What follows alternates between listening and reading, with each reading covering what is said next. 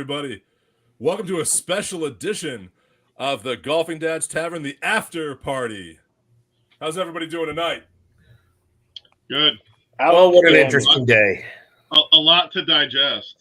32 pages, USGA. It's a special edition. We are talking ball restricting, ball conforming. The USGA just came out with a new state. The USGA and the RNA together, a joint statement came out with a new ball restricting ball flight. Steve, I'll let you lead us into this. Wait, Live Golf wasn't attached to that? Live Golf is going to take this, and they're going to use this against the PGA. I guarantee it. I guarantee they do. In a few weeks, you're going to hear the players talk about that. Yeah. But Steve, let's get into first things first, the background. I do want to thank our guests for joining us this evening. Lee from WedgeFX, our good friend here. What's up, everybody? Lee actually sent me, and I got it to you guys, the report that came out yesterday from the USGA and the RNA on driving distance, and there's some interesting information in it. It's some information that I'm literally just looking at and scratching my head. It's a lot. I think that's, and it's a lot of. I mean, there's a lot of stuff in here that like people way smarter than me are gonna have to explain to me. So that means people are smarter than the rest of us too. I think there's a lot of good data. Yeah, right. It is. So, it's been an interesting day. I spent a lot of time listening to PGA Tour radio on Sirius XM, tour players, conversations. But I think we need to talk about the data first and then let us digest it. And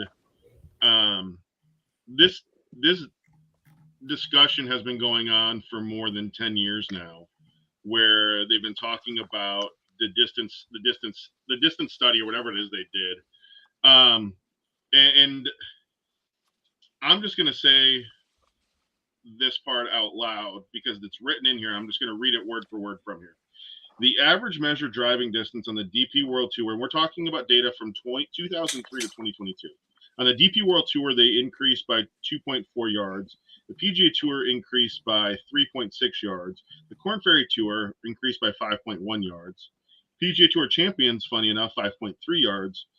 The Ladies European Tour by half a yard. And then the Japan Golf Tour and the LPGA Tour decreased by 0.1 yards. And there's a lot to take into that. And there's a lot to say, okay, let's really dissect that on where this is going to go long term. But the problem that I have with them dialing this back and dialing back the golf ball like they want to do is on page 5 of this document. The RNA and the USGA are also aware that the subject has attracted wide-ranging comments and numbers of conflicting views, even though the changes in scoring have been steady, characterized by a slow creep downward over this period of around 0.04 strokes per year.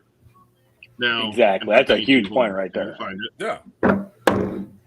Well, here's my point. And I'm going to pull a slide up. And you can go, Greg. Keep talking. I'm signing in to get a slide up because I've got I got you. So my whole point with this is, what's this going to achieve?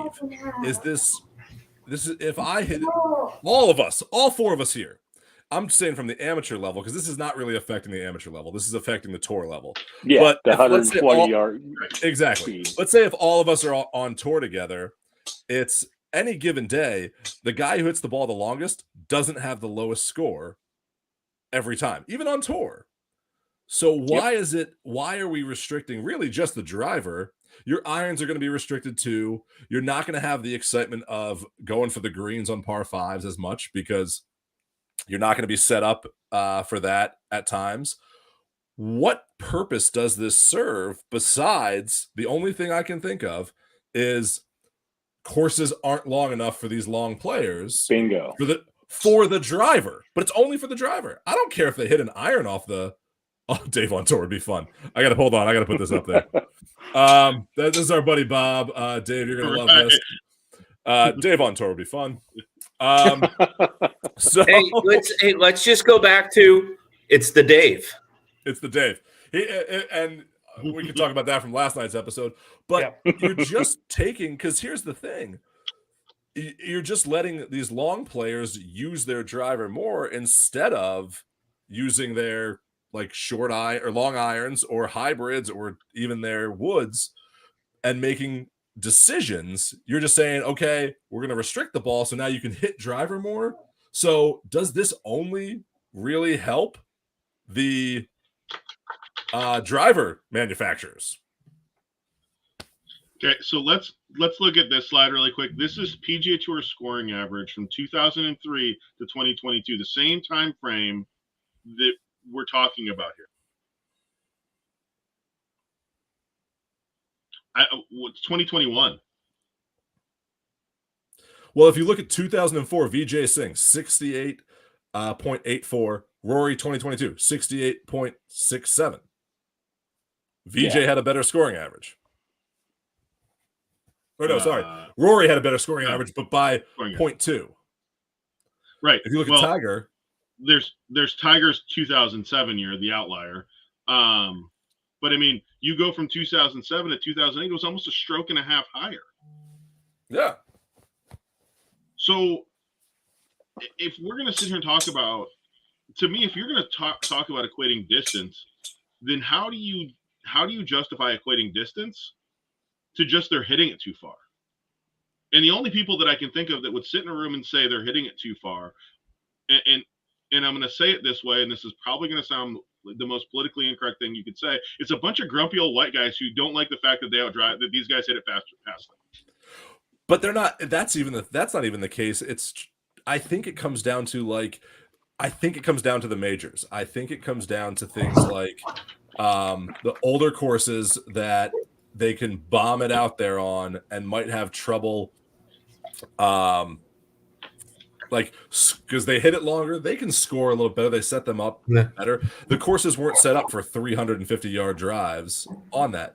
But the main thing is, if you ask any tour player, I guarantee you ask any tour player this, and I've talked to tour players and asked them, what's the difference between the top 25 and the rest of the field? And you know what they say? They do not say the driver. Putting. On the green. Putting on the green, the short game. Oh, sure. That is where you score. Yeah. That's where you make it up. It helps when you hit it 300. I'm not saying that when you bomb it out there and you have a short wedge in, that does make a difference. But I don't feel like these restricted balls are going to change anything except, Steve, I'm going to steal your line here. Chicks dig the long ball. That's what you're going to miss. We're talking about it, and the way they're rating this and taking the swing speed from 120 to 127 miles an hour for elite competition. Well, there's nobody on the PGA Tour that averages 127 miles an hour.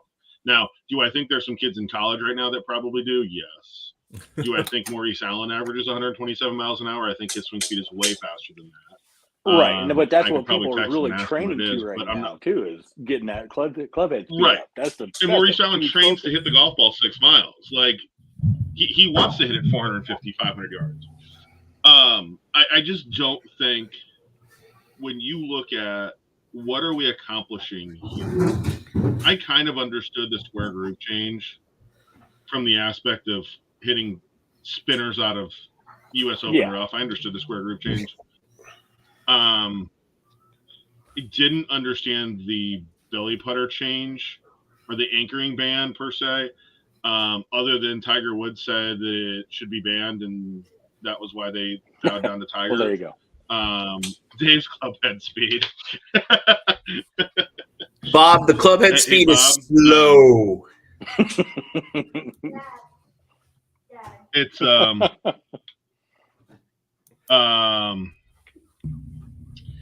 you know, the problem that I see with what they're doing is how are they changing and making the game better? How does taking the game backwards make it better? And that's reading through this. You know, they talked about during the beginning, they talking about doing the conformance testing of not only being a club, the balls, and everything. So if everything's conformance, why is this in play? Yeah.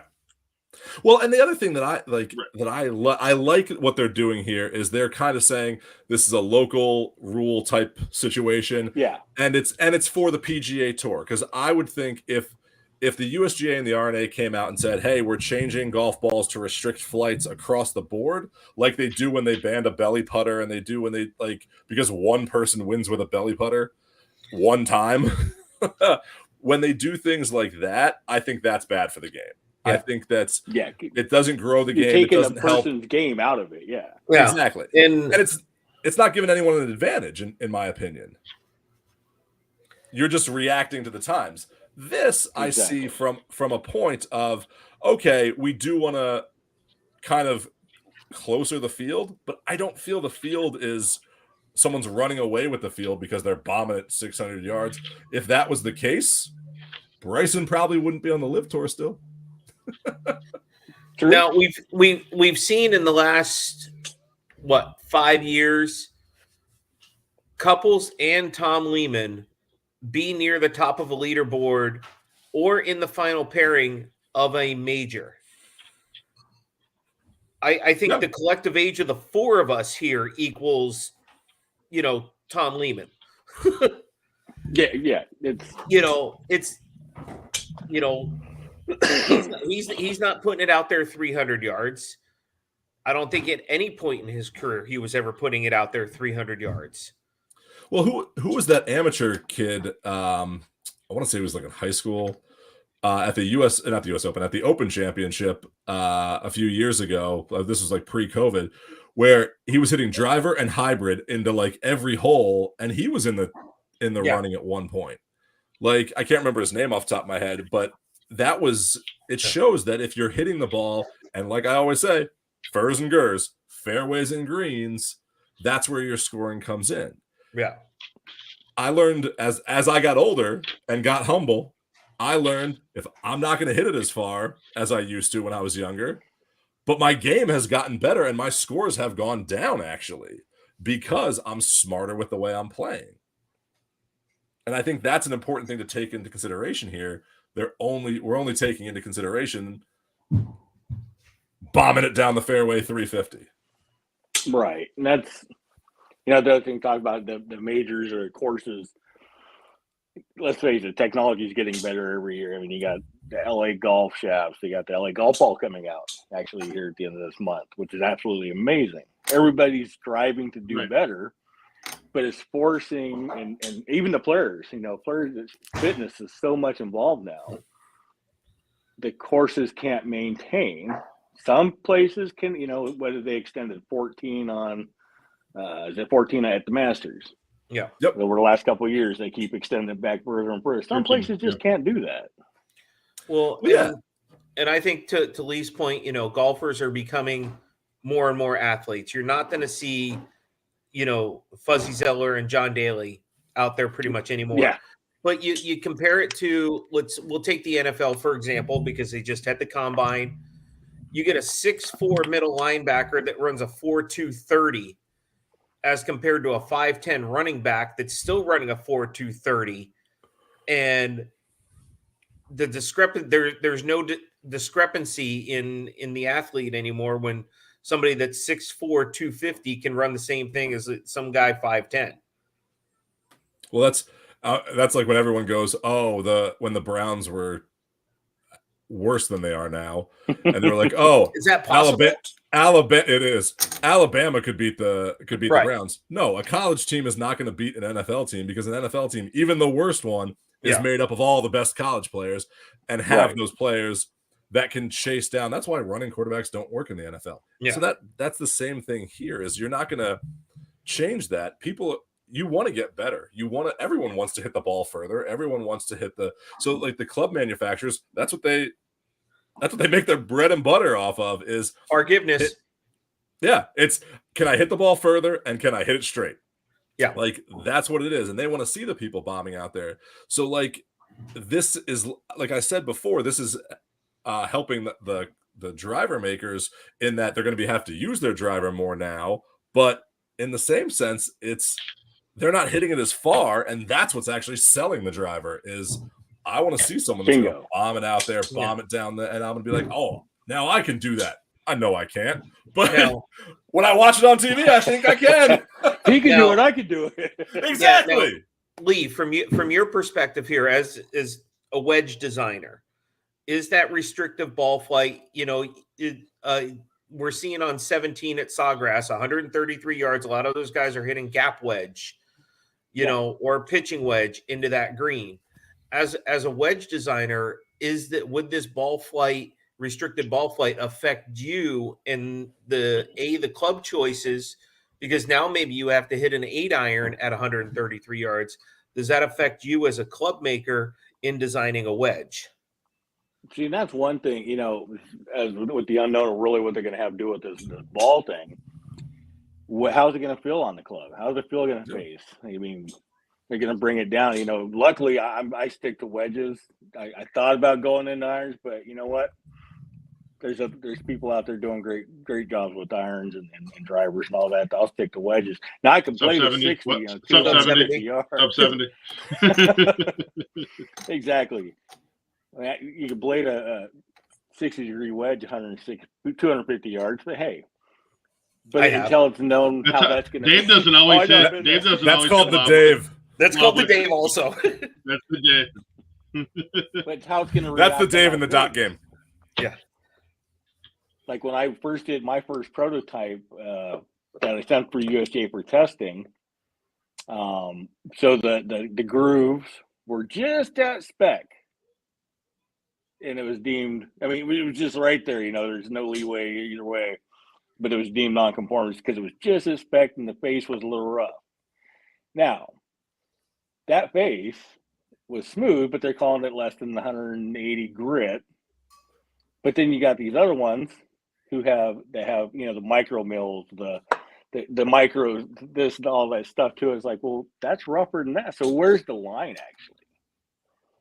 Well, that's a good point, because I've been to the USGA headquarters in New Jersey and visited their training facility of how they test everything. So with Iron Byron and all that fun stuff. But they do a great job with having these rules and regulations and keeping people to them. Like, now you're kind of going back on that. Like you said, this is what it was. And that's the thing I love about this game is the way that I play it versus the way the professionals play it is exactly the same. Our games are not the same. That's not what I'm saying. But We're playing the same equipment. We're playing the same thing. Like, I'm not going out and playing like baseball. I'm using an aluminum bat. Like, even if I play softball, I'm using an aluminum bat. I'm not using a wood bat. I'm not using metal spikes like the Major League Baseball players. And in the NBA, I'm not on a court like indoors in an arena. In golf, I can literally go out and play the exact same course, the exact same setup, with the exact same clubs that a PGA Tour player does. And that's the fun part about this game and growing this game. So if you're changing something like that, to Steve's point earlier, are they taking a step back and separating the tour from the average golfer? Yeah, I mean, will I feel the difference of it? More likely not. If I hit 125 mile an hour clubhouse speed, my arms are going to fly off. I got a sling for you. I think all of our arms will fly off. I would need a lot more of these to get up to 100. But that's the thing that I love about this game is that everyone can play it, and we talk about this in a lot of our podcasts, is especially adaptive golf and things like that. Like, even the adaptive golf player can play the same courses that they play and play them the same way. We're not going to shoot the same, although I do love that old FedEx commercial where the guy goes, "If I make this putt, I'm going to break Tiger's record," and his buddy goes, "Tiger shot a 107." He goes, "Yeah, but with my handicap, it's." But that's what makes this game great, is having that in there. I don't want the professional dialed back. Like, if you're going to put me, which I always think they should do, is put an amateur in the U.S. Open, like, just to show like how difficult it is. Like, they've tried. He's sitting right above me. But then just take an average guy that shows up, like the guy that showed up at the Masters with his clubs, thinking that his lottery win meant he was playing. Yeah. Like, then let them play a restricted ball, and let's see if we can keep up with them. I think the the problem I have with this, and when you look at it, is we talk about technological advancements, right? And we talk about Major League Baseball has a problem with year in and year out, our baseball's wound tighter and this, that, and the other. And does the ball for certain games, is the ball fly better? Does this happen? Aaron Judge. Yeah, correct. Like, yeah, right, Dave. Yeah. Just Aaron muscle. Judge. It's muscle. He's an American hero. Yeah. And he's an American hero. Mike Wan's statement today to me shows that he doesn't get it when he says hitting distances at the elite level of the game have consistently increased over the past 20, 40, and 60 years.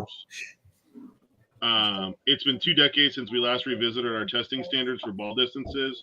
Predictable continued increases will become a significant issue for the next generation if not addressed soon. The rule we're proposing is simple to implement, forward-looking, and does so without any impact on the recreational game. 2 decades ago, the club head was this big. Correct. And it was made of persimmon wood. I mean, we don't have to go back very far before Taylor made the first Pittsburgh persimmon driver. Like, yeah.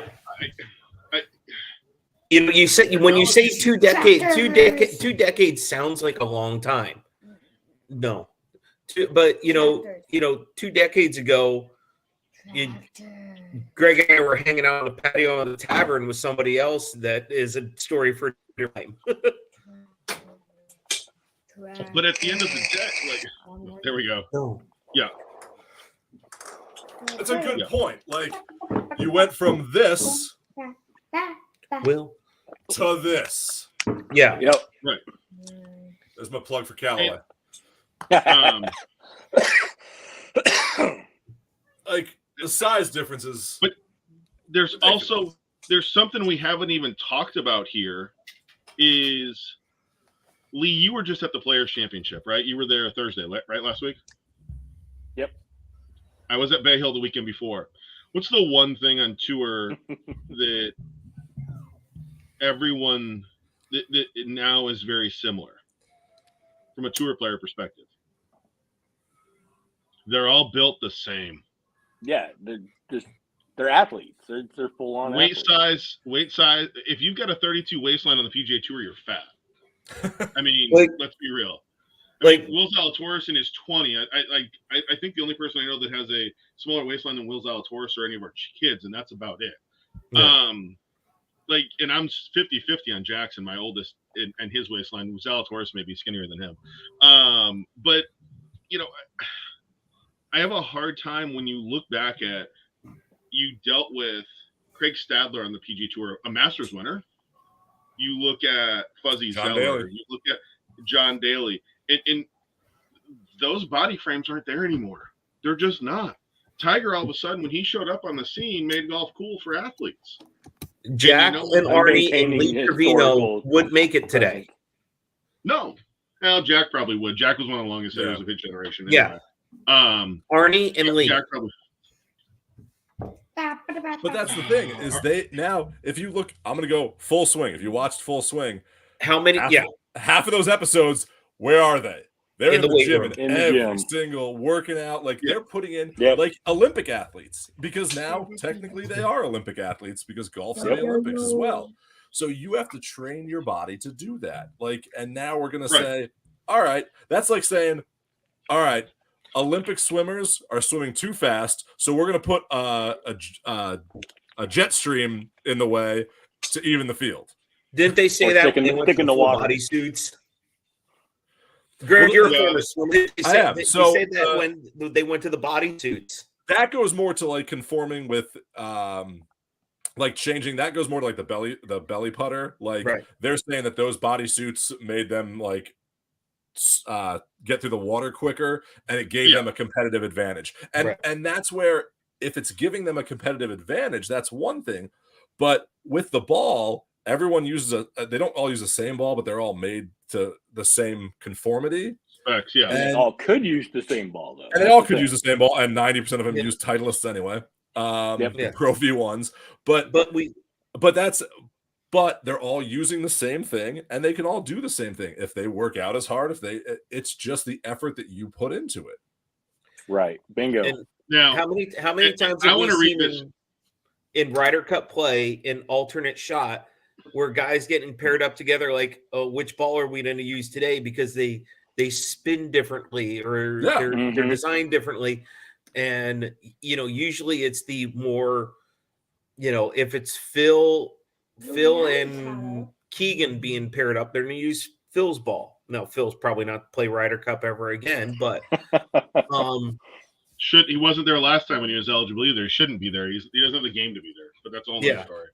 But that's a good point. Is everyone the one thing that most amateurs don't realize is you get fitted for everything else. You should get fitted for a golf ball that fits that conforms to your swing and your because they are different. They conform to the same rules, but if we're restricting those golf balls for our professionals, what's the point? Yeah. Well, here's what David Maher said. He's the CEO of Acushnet, also known as Fortune Brands, also known as Titleist.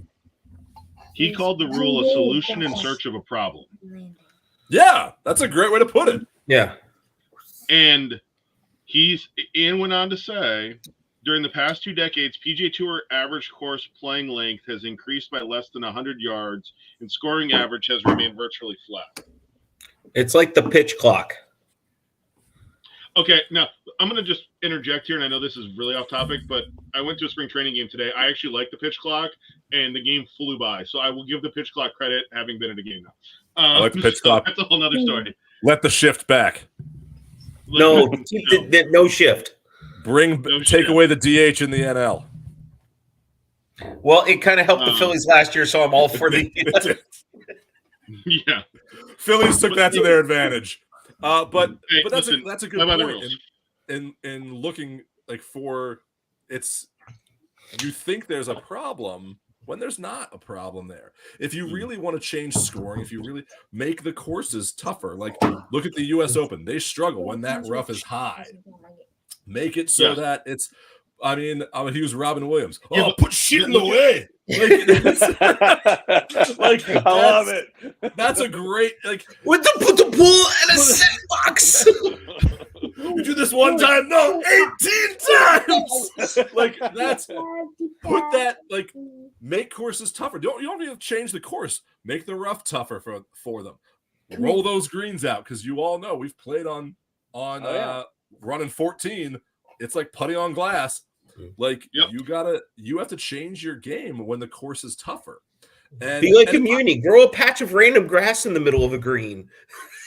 Oh my God, I would love for them to play one tour a year on this random muni, not like a Bethpage Black or those munis that are in great shape, like Falcons Fire right now. The ones we all grew up on, that's what I want to see. I want to see that, but those are the things that would make it fun. Here's the problem.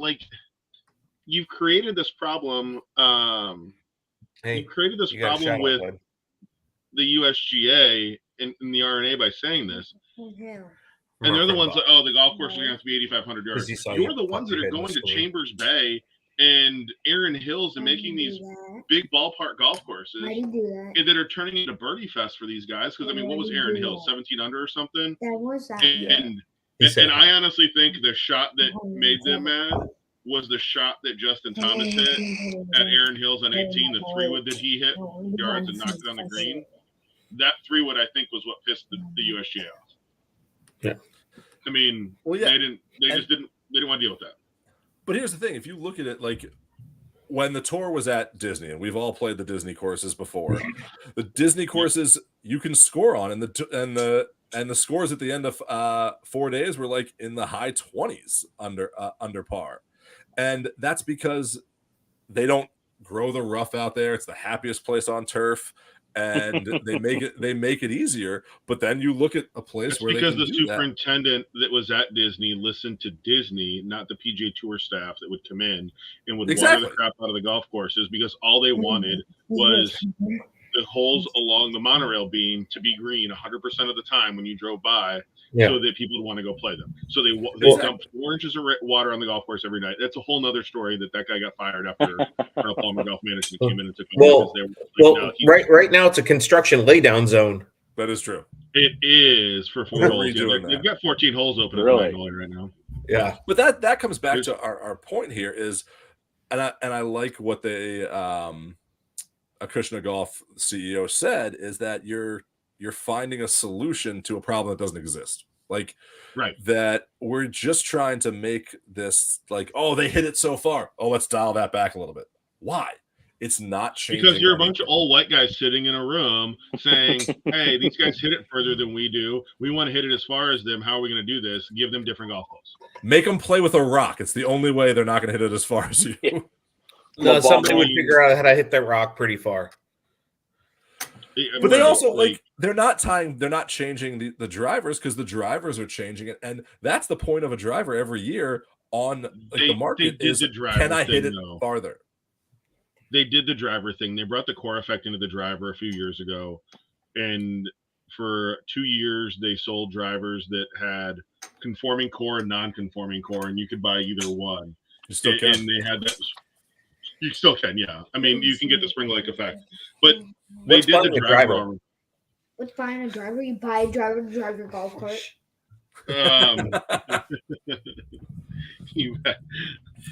But no, I mean, that's the bigger issue, is that you run into this problem with, you have this conforming, like, at what point do we just get one uniform golf ball? It's going to be like NASCAR. Everybody uses Goodyear tires in NASCAR. They all use Sunoco fuel, and every car is basically the same. And it can't be like it is that ERC, right, Bob? The ERC, original carbon. Yes. But like, I think that, at the end of the day, like, let these guys go out and play their golf ball, golf their ball. I don't think the golf ball needs to be any longer than it is right now, because at the end of the day, Lee, you've talked about it, LA Golf and the technology that they're doing in their shafts, or any of the other shaft manufacturers out there are going to push the envelope for these guys. And the only thing that gets tested is the stock one that the company sends. So the minute you change the shaft out, the minute you change, and again, the conforming idea of it for the golf ball, like, in talking with somebody at LA Golf, when we were talking about the new G Series shaft, and I was talking about hitting it on the range, and their comment was, money can buy happiness, because that shaft is ridiculous. You're done, look at me. And I think that the challenge that they're going to see is, everything is going to turn into, you're never going to see a stock shaft. You don't ever really see a stock shaft on tour anyway. I mean, the Ventus that everyone says that they're not getting the same Ventus that the tour guys are getting. There's so much tolerance that's put into the tour equipment. Like, you can say your driver looks just like a tour player's driver. It's not. Like, the club heads are different. The shafts are different. About the only thing that's the same are the grips and the shaft sleeves. That's about it. Like, but we're also talking about guys that get golf balls that are literally laser spec'd and balanced. You're not going into the golf shop and buying golf balls. I hate to give them credit, but I don't know if anybody saw this today on social media. My Golf Spy cut open 3 dozen Encore golf balls, and in the 3 dozen they cut open, 2 of them were different golf balls. Two of the balls were different golf balls when they cut them open.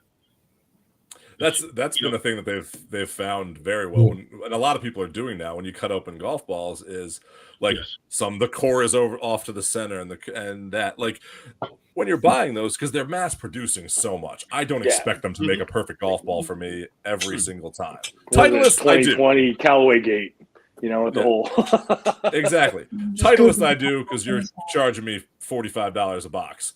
But everybody's charging that now. I mean, the new LA golf balls are $70 a box. Like, the new LA golf balls are $70 a box. What's the left dash now from Titleist? Isn't that $60? Like, if you can find it. Like, I mean, that's true. Golf balls have gone the way of every other equipment. I mean, you used to be able to go in and an expensive putter was $100, and that one had the Ping name on it. Now the Ping ones are the answer. You can go in and buy an answer for, $250. I mean, But the answers have gone up now too. The ball I pull out of the water is going to go into the woods the same as the ball that I'm buying out of the pro shop. Like, correct. That is true. But like at the end of the day, I just have a hard time with when you look at what are we really achieving. Going back to the comment, what problem are we really solving? The USGA has said that they're going to have to take golf courses to 8,500 yards. The sustainability for water and things like that to water these golf courses is the bigger problem. That's why we need to do this. Is it because scoring is down? Is it because outside of them hitting it further, because we have new technology and we have all this stuff out there where it's 2023? This isn't, if you want to go back 60 years to 1960, like if you want to look back that far, I mean, why don't you just go back and let's play with a feathery at this point? I mean, there you go. Sap around that thing. We have to say we are going to advance with technology, and it is what it is. And if it equates to, if you told me that the distance gain over the last 20 years was equating to a 3-stroke difference in scoring average on the PGA Tour, I would say to you, okay, there's a problem.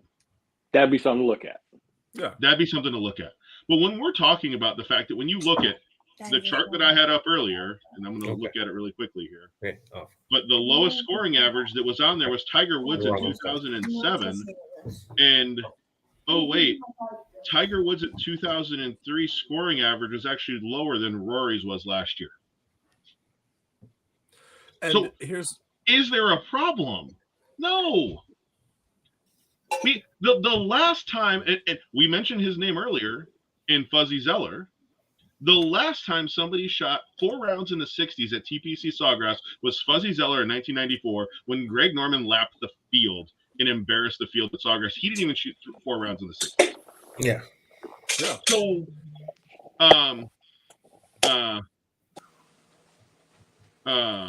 I think a good point here is like you're just seeing people hit it further, and that I think where this really comes in is like the Masters had to extend a hole. Like they don't want to have to do that everywhere, but you don't have to do that everywhere. It's just make them select a different club, make them select something, or let them bomb it out there and show me that they can bomb it out there. It's not changing it. They still have to chip it up to the green. They still have to make the putt. They still have to read the green. Like there's so much other factors involved.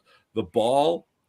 Okay. So now let's say JT goes out there and now he hits it 250. Everyone hits it 250. That's what we've brought this golf ball back to. They're still going to hit their next shot. Like where they would have maybe hit a 7-iron before, now they're hitting a 5-iron, but they're professionals. They know how to swing the golf club. Yeah. Exactly. They are finely tuned athletes. The golf ball is still hopefully going to go the same way. Like it's not going to change the spin. It's not going to change. It's just going to be the compression on the golf ball. That's really what makes the distance there. Yeah. So what is it going to change? Besides, maybe I can't go for this par 5 and 2. Right. And, then they're like us at this age now where we don't go for par 5s and 2 anymore anyway. Like, I'm hitting 3 with a layup. But I'm lucky if I get to a par 5 and 4. I'm glad you said it. But Dave, you have forgiveness now. I mean, I can't wait to play, man. Steve, you remember Jim, who I used to work with at Caribbean from Custodial. You and he have caddied together. Yep. He's caddied for some professionals there at, the Disney tournaments. And, I remember him telling a story of, watching one of his, I forget who he's caddying for, but he hit a 7-iron all within, 80 yards of different lengths just by changing his club head angle, just because that's what he does for a living. He wants to hit a 7-iron, 130 yards. He can hit a 7-iron 130 yards. If he wants to hit it 210, he hit it 210. I don't see the golf ball making that much of a difference here. I don't see the golf ball making that much of a difference. Well, I see the golf ball making a difference, and I can understand that. I mean, we're not playing baladas anymore. That story when I might have one John of those Daly in my bag. I do. when I can go get that it. wouldn't surprise me. When John Daly won at Crooked Stick, he was playing the Titleist Tour balada, and he was having to change them out every hole because when he was hitting with the driver, the rubber bands were unwinding out of him. Yeah. Oh, geez. And Greg's going to get his Crooked Stick scorecard. I know he's doing something like that now. But No, he's looking for the balada. But like, okay, so technology has improved from the balada days of when I was a kid, and in the the Top Flight line that really doesn't exist anymore. I mean, they do, but you can't find them other than at Walmart. We're in my bag. To where we are today, and yeah, or in your bag. To where we are today with the Pro V1, which was kind of the entry into that market, and now we have whether it's Strixon, Bridgestone, TaylorMade, Callaway, they're all making these golf balls. They're great golf balls. Let's not argue that these guys don't make great golf balls. They do. The challenge that I see is what do you got here? Oh, the resin. The resin ball. So that was. I'm going to bring up a lot of stuff with this. So this was the Nike ball. This is when the company that made it for Nike. They've brought this. You can buy these on Amazon now. Still pretty good. For what he's got left, I could. There's a whole story about that, but I know the guy that runs Joe that runs their PR. DT Wound. You got the fact that you still have that box. The fact that you still have one of those boxes and it's not covered in dust is impressive. All there. Wow. I collect. I like golf. I like history. That's from my dad. So one golfing dad passed down another. All the way to this, like that was the original one? This is last 2 years ago's model of Pro V1s. Okay. So you got any Top Flight X out? Hey, you got any Top Flight X outs there? Give me X outs or XL? You want the 2000 XL? X outs. Nah, there's that LA golf ball. Ooh. So yeah, but that's the point. The golf ball, like all these golf balls, have different feels. You have the Sterling, you have the urethane covers, you have different things like if I cut open this right now, you know what's gonna happen? I'm gonna get a bunch of stuff on even some liquid on my on my you may shatter your other shoulder. That's true. I got more. X out in Dave's bag from Bob.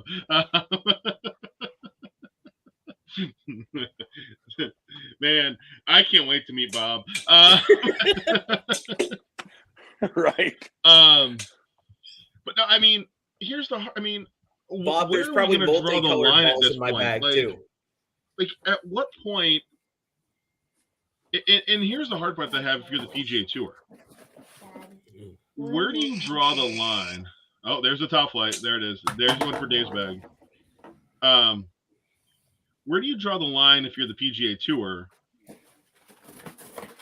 You're the only professional sports venture that does not set their own rules. I let somebody else set their rules. I love that we have the USGA and the RNA that set the rules for everybody in golf. Yeah, but could you picture Major League Baseball or the NBA or the NFL letting somebody else set the rules for them? USA Baseball, yes. But that's the thing. If you want it, there should be a uniformed governing body that sets the rules for your sport. If on your tour you want to make adjustments, that should be up to the tour. Right. Which is the model local rule. If it's your course, you can right. The tour's never going to do that. They never have them bow down to them and say that we've gone along with this far, and that's what they're going to do.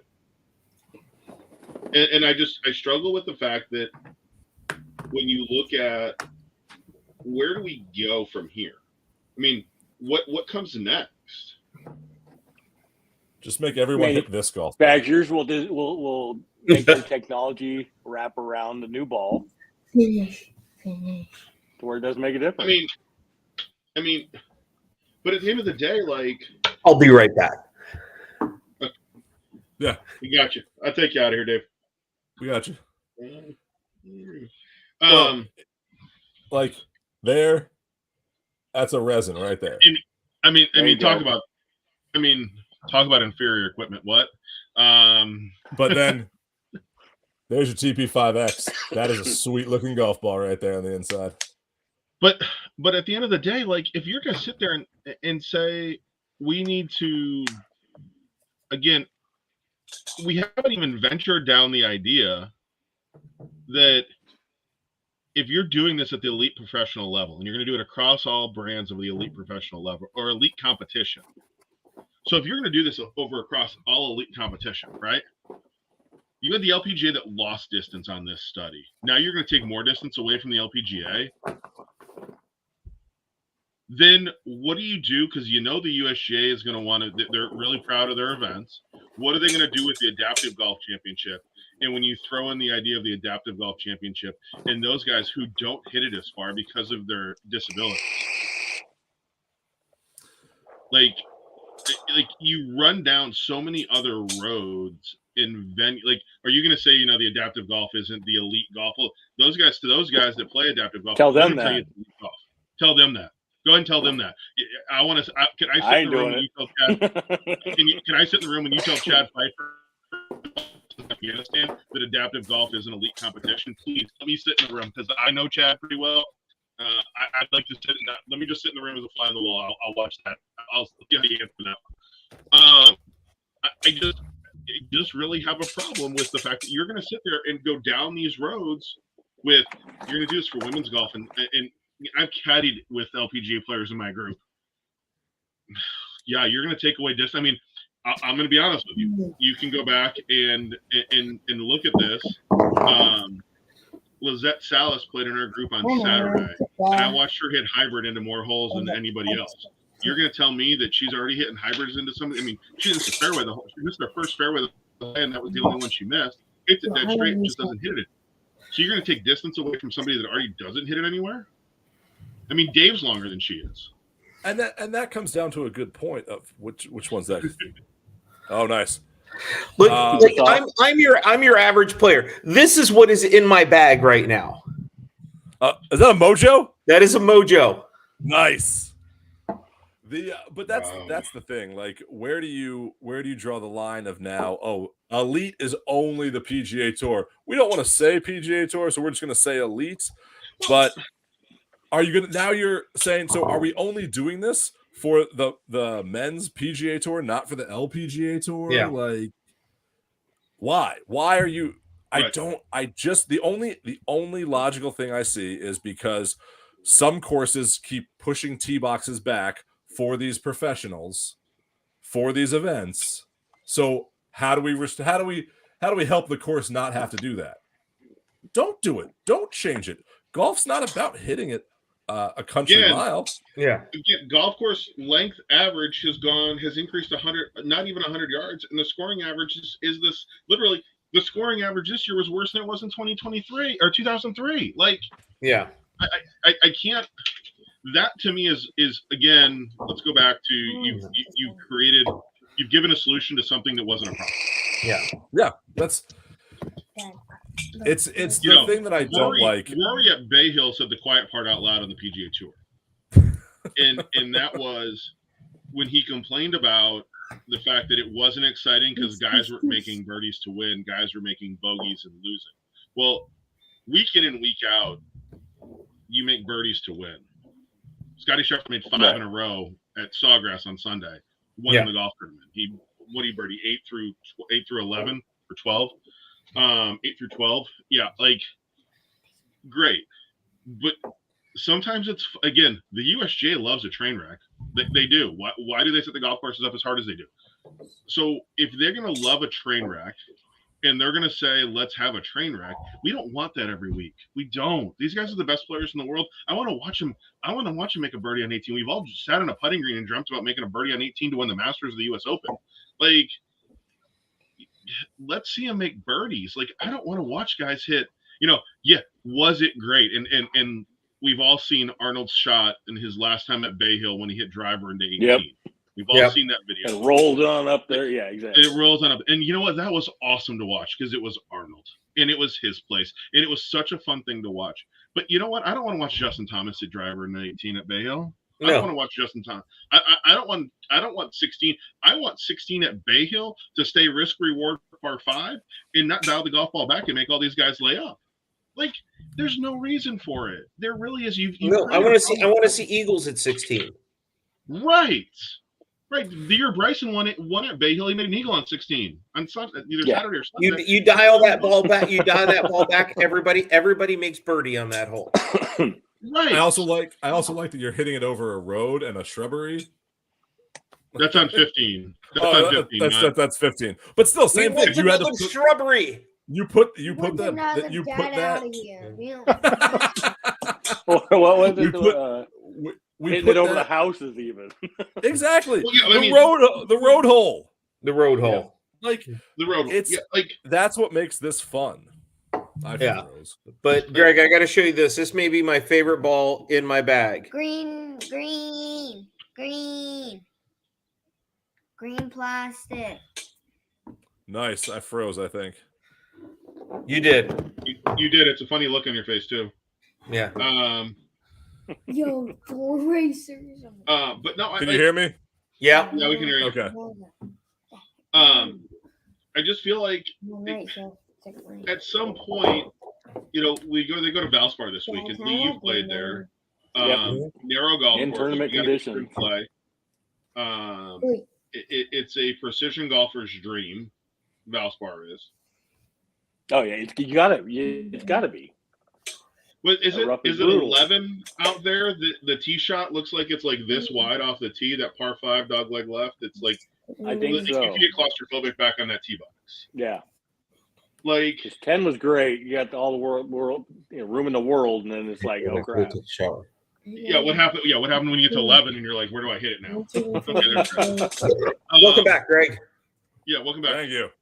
But like again, mega golf course that isn't. I mean, PGA Tour golf course, they're bomb and gouge. You can hit driver everywhere because there's no trees. I mean, Valspar is the outlier when you think of. I mean, Valspar, Harbor Town, except for the 18th hole, which is literally the only person in the world that's ever missed that fairway is Dave. Too easy. Listen. You missed that fairway right. That's impressive. It crossed the fairway. It touched the fairway. It saw the fairway. Didn't end in the You fairway. could land a 747 on that fairway, and you could land a C5 on that fairway, and maybe even the space shuttle. Like that fairway is massive, and you can hit it. But no, like where?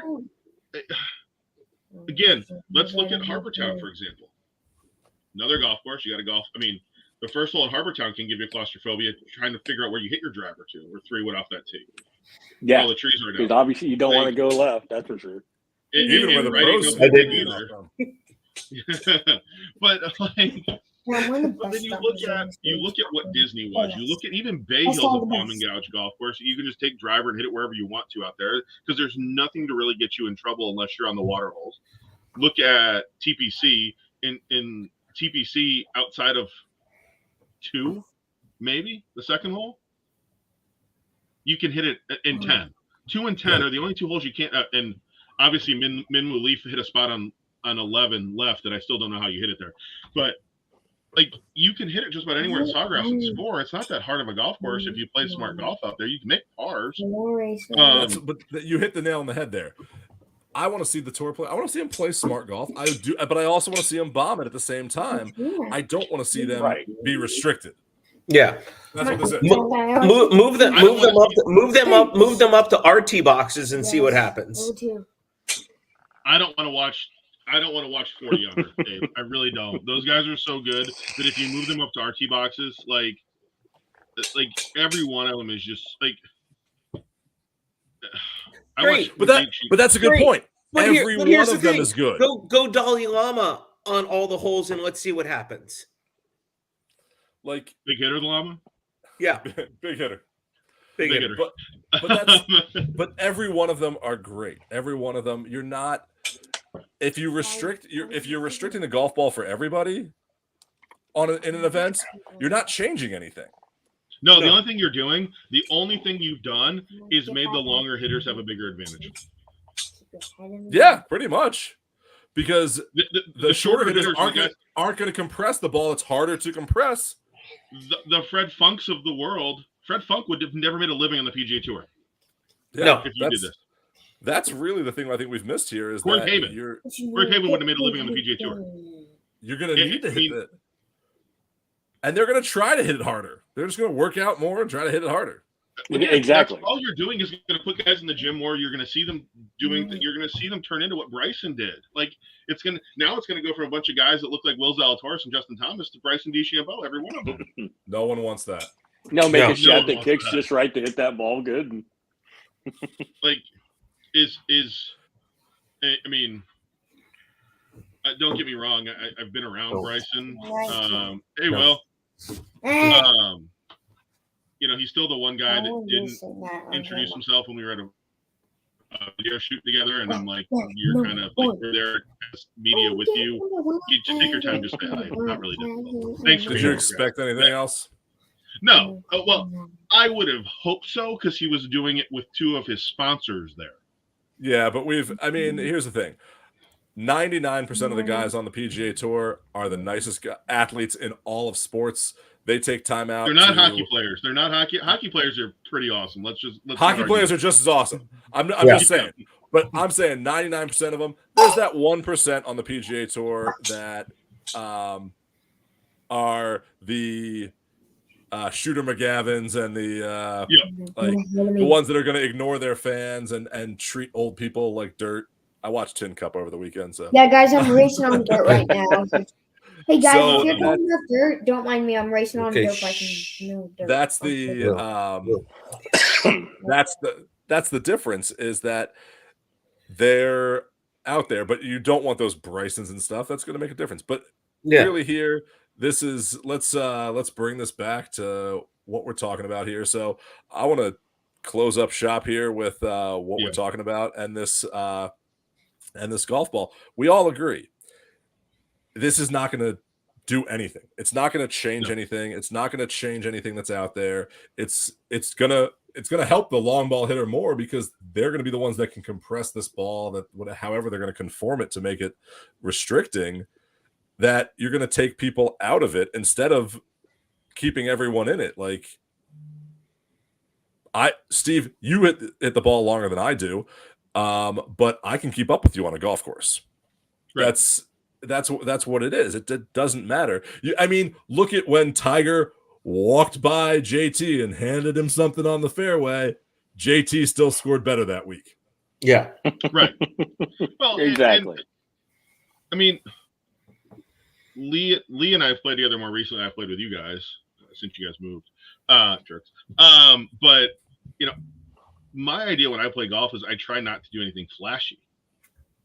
I try to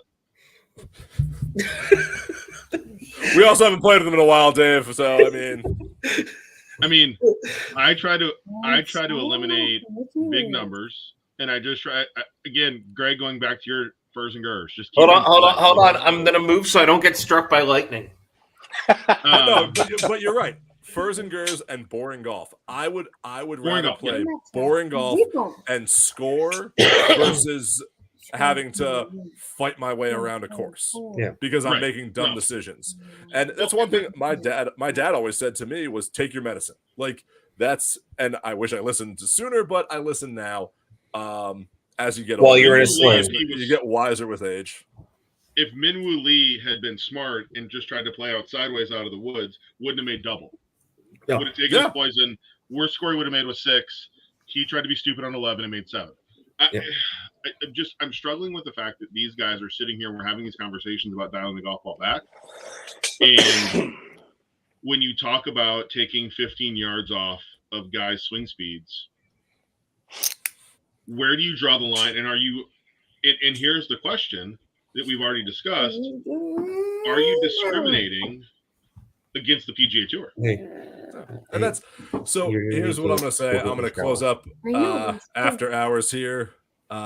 We all agree This is just, it seems like irrational decision that you're just kind of making for the PGA Tour because people are hitting it, in your opinion, 10 years, too far. 10 years in the making, and you're making an irrational decision. It took you 10 years to get this point, and you're making an irrational decision. Yeah. Exactly. So with that being said, for everyone out there that's watching, thank you for watching. If you like our podcast, please hit that like button, subscribe, watch us every week. We have Monday nights. Now we got some after hours. We're going to have more content out there. Hey, Lee, thanks for joining us tonight as well, Lee. Yeah, thanks, Thank you, Lee. guys. Appreciate it, Lee. As always, Big I appreciate it. I want to give some shout outs that I didn't give last night to some people. If you got the Whatnot app and you like collecting, like I have all this stuff here and collect, there's some great shops on there. Stacked Golf, Pepper Place has some great stuff out there. There's a link on our Facebook page. You can get $10 off if you join Whatnot and buy stuff on there. But it's a great, quick auction site. Fun to see people's collections on there. So go out to that. But more importantly, join our podcast. Watch us every week. We're going to have great more content to come. And thank you for watching us today. Hey, remember, we have our tournament challenge bracket. Get those tournament Yes, entries in. Free bottle of wine from Airport Road Vineyard to the winner. Can I pick my Perfect. bottle? Which one I want? I'll even sign it. Ooh. I don't want one signed by you. Yes, you do. Hold on. We're assuming Steve's gonna win that. So with that, everybody, thank you again. Thank you, Lee. Thank you for joining us. guys. Lee, Thank join you, us guys. anytime. Have a great evening here. Don't forget to tip your bartender. See you.